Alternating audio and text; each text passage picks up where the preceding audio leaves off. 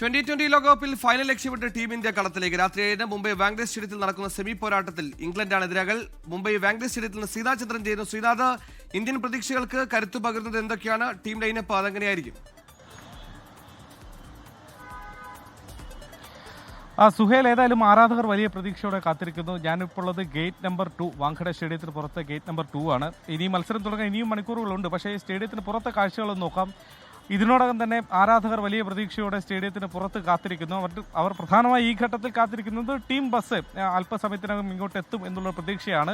പ്രിയപ്പെട്ട താരങ്ങളെ semi final പോരാട്ടത്തിന് മുന്നോടിയായി ഒന്ന് കാണാൻ വേണ്ടി പ്രതീക്ഷിച്ചുകൊണ്ടാണ് ആരാധകർ കാത്തിരിക്കുന്നത്. മുംബൈ എന്നത് ഇന്ത്യയുടെ ഒരു ഭാഗ്യ ഗ്രൗണ്ടാണ് എന്ന കാര്യത്തിൽ യാതൊരു സംശയവുമില്ല. അതിപ്പോൾ 2011 ലോകകപ്പ് കിരീടം നേടിയ, ഫൈനൽ വിജയം നേടിയ ആ ഒരു ഗ്രൗണ്ട് എന്നത് മാത്രമല്ല, 2017 ശേഷം ഒരു T20 മത്സരം ഇവിടെ നമ്മൾ തോറ്റിട്ടില്ല എന്നതാണ് വാങ്കഡെ ഒരു ചരിത്രം. മാത്രമല്ല, മുംബൈയുമായി ബന്ധപ്പെട്ട് മുംബൈയെ നന്നായി അറിയാവുന്ന താരങ്ങൾ, ഒരു പിടി താരങ്ങൾ ഈ ടീമിലുണ്ട്. നമുക്കറിയാം, ക്യാപ്റ്റൻ സൂര്യകുമാർ യാദവ് ആവട്ടെ, മുംബൈ ഇന്ത്യൻസിൽ കളിച്ചിട്ടുള്ള ഇഷാൻ കിഷൻ, ഹാർദിക് പാണ്ഡ്യ, മുംബൈ ഇന്ത്യൻസിന്റെ ക്യാപ്റ്റൻ ഹാർദിക് പാണ്ഡ്യ, മുംബൈക്ക് വേണ്ടി രഞ്ജി കളിച്ചിട്ടുള്ള ശിവം ദുബെ, അങ്ങനെ ഒരു പറ്റം മുംബൈക്കാരുള്ള ഒരു ടീം കൂടിയാണ് വാങ്കഡെ. അതുകൊണ്ട് വാങ്കഡയുടെ മണ്ണ്, പിച്ച് എങ്ങനെയായിരിക്കും എന്ന കാര്യത്തിലൊക്കെ തന്നെ നല്ല ബോധ്യവും ഗ്രൗണ്ടിനെ കുറിച്ച് നല്ല ഗൃഹപാഠവും ചെയ്തു തന്നെയാണ് ടീം എത്തുന്നത്. ഒരു ഹൈ സ്കോറിംഗ് ഗെയിം നമ്മൾ പ്രതീക്ഷിക്കുന്നുണ്ട്.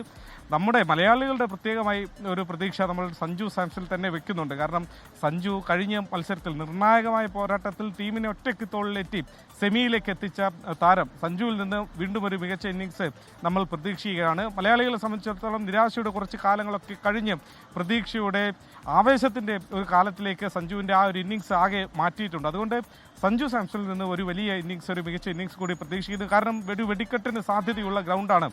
സമീപകാലത്തുള്ള റെക്കോർഡുകളൊക്കെ പരിശോധിക്കുമ്പോൾ ഒരു ഹൈ സ്കോറിംഗ് ഗെയിം പലപ്പോഴും നടന്നിട്ടുണ്ട്. ഈ ലോകകപ്പിലെ ഇന്ത്യയുടെ ആദ്യ മത്സരത്തിൽ അമേരിക്കയ്ക്കെതിരെ റണ്ണ് കണ്ടെത്താൻ ഒരല്പം പതറിയെങ്കിലും പിന്നീട് കണ്ട മത്സരങ്ങളിലൊക്കെ തന്നെ വാങ്കഡയിൽ മികച്ച റൺസ് വന്നിട്ടുണ്ട്. അത് ഇംഗ്ലണ്ടും വെസ്റ്റ് ഇൻഡീസും തമ്മിലുള്ള പോരാട്ടം അടക്കം നമ്മുടെ മുന്നിലുണ്ട്. അങ്ങനെ നോക്കുമ്പോൾ ഒരു വലിയ സ്കോറിങ്ങിനുള്ള സാധ്യതയുണ്ട്. ആദ്യം ബാറ്റ് ചെയ്ത ഒരു വലിയ സ്കോർ പടുത്തുയർത്താനായിരിക്കും ടീമുകൾ ശ്രമിക്കുക എന്നത് നമ്മൾ പ്രതീക്ഷിക്കുന്നു.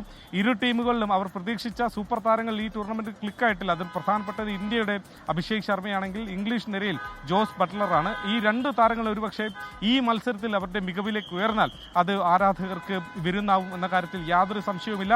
അഹമ്മദാബാദിലേക്കുള്ള ടിക്കറ്റ് ഉറപ്പിക്കാൻ ടീം ഇന്ത്യ ഏതായാലും ശക്തമായി തന്നെ ഇറങ്ങുന്നു.